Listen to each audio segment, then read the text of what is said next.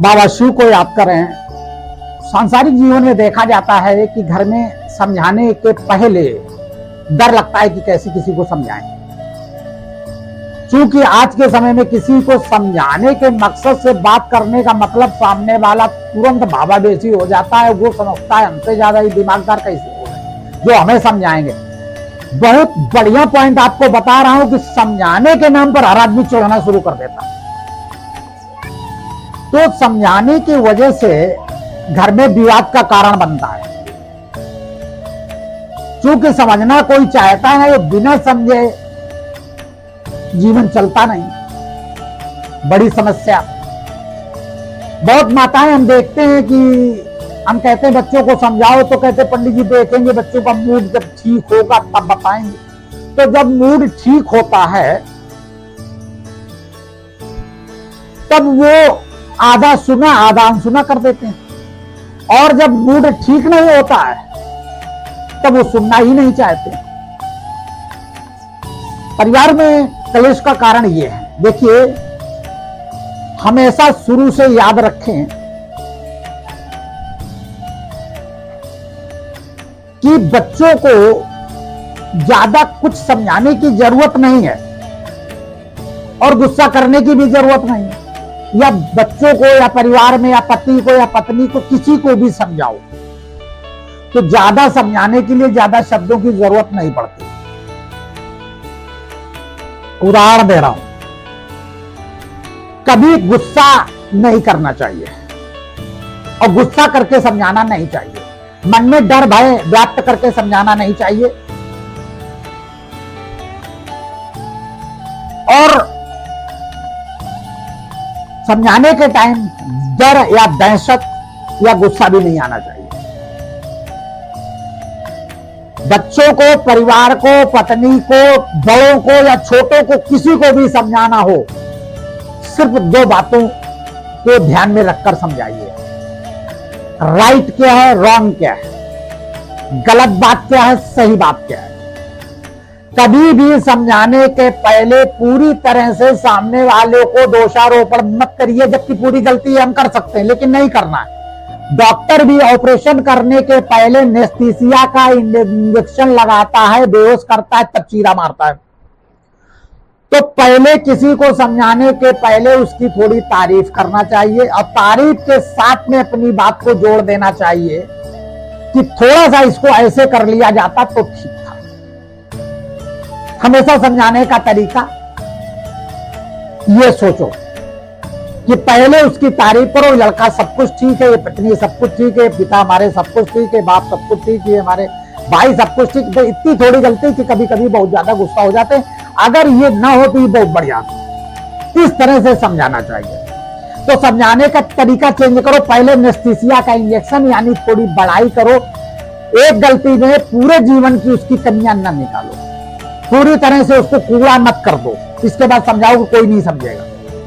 पहली बात। दूसरी बात, सही और गलत का उत्तर दे देना चाहिए। तीसरी बात, कोई भी विवाद हो जाए चुप रहना चाहिए। होने के बाद 2 घंटे 4 घंटे 6 दिन दूसरे दिन आपको बताना चाहिए इतनी बात हुई, इस बात में इस लड़ाई को खत्म किया जा सकता था, इस लड़ाई को आगे बढ़ने से रोका जा सकता था, इसमें अपशब्दों को रोका जा सकता था।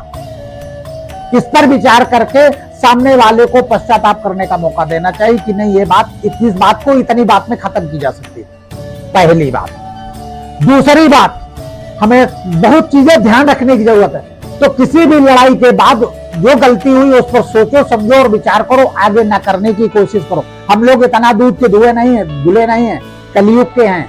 देर में समझेंगे, 10 बार में समझेंगे, लेकिन समझेंगे। थोड़ा थोड़ा कम करेंगे, उपद्रव कम करना शुरू कर देंगे। हर व्यक्ति गलती करता, कहते गलत बात बर्दाश्त नहीं, गलत खुदे बोलते हो।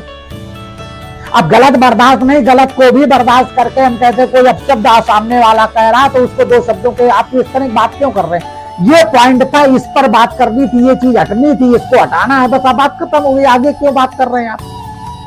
तो अपनी बात पर टिको, उसी पॉइंट पर बात करो। दूसरी बात, कल जो बात हो गई है जिसका फैसला कल हो चुका, वो बात आज नहीं होगी, ना उसका फैसला आज होगा। वो कल बात कल खत्म हो चुकी है। कल की बात आज वो दूसरी बात में सम्मिलित नहीं होगी। हमारी माताएं क्या करती हैं, जब से शादी हुई है तब से बात उखाड़ के रखती है, हमारे साथ ऐसा किया, वो बात पति पत्नी, उनके माता पिता और जेठानी और नंदो सबको लपेट लेती, बात वो बढ़ जाती, बात जो मूल पॉइंट है वो खत्म हो जाता है।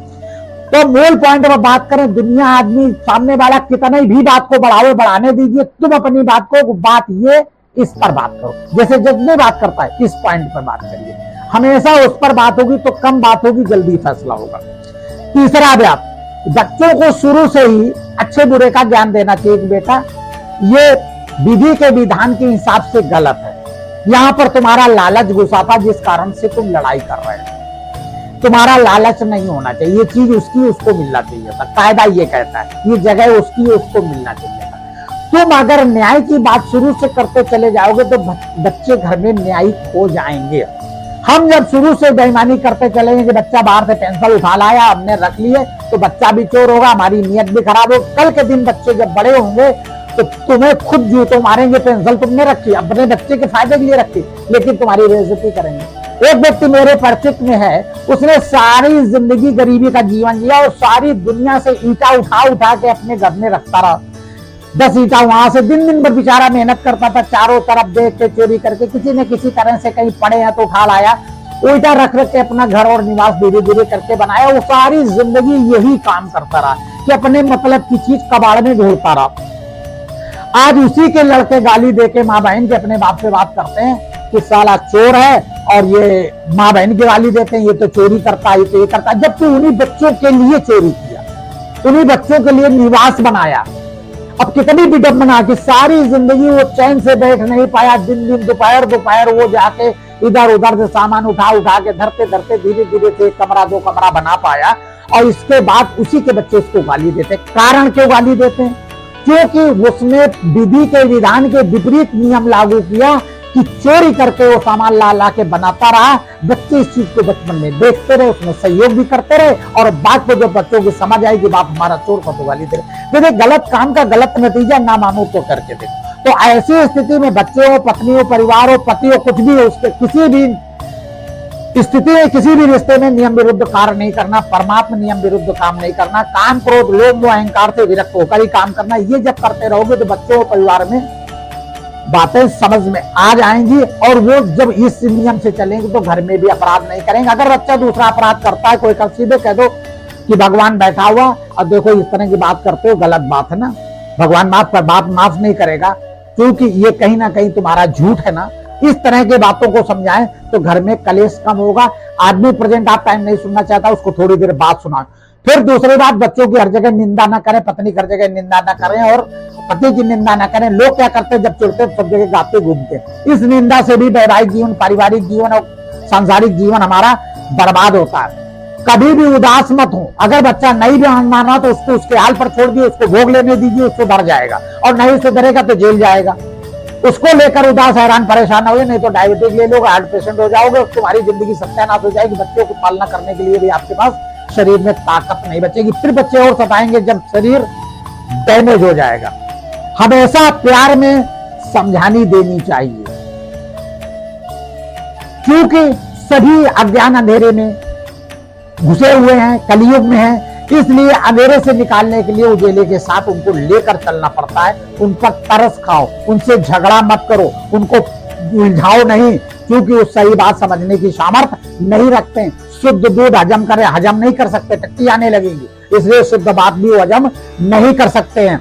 सोच समझकर हर काम करने के लिए उनको कहो, ताकि पश्चाताप बात को न हो। पश्चाताप से मुक्त काम हो। पश्चाताप से मुक्त काम वही हुआ जो जिसने पहले सोच समझ लिया है।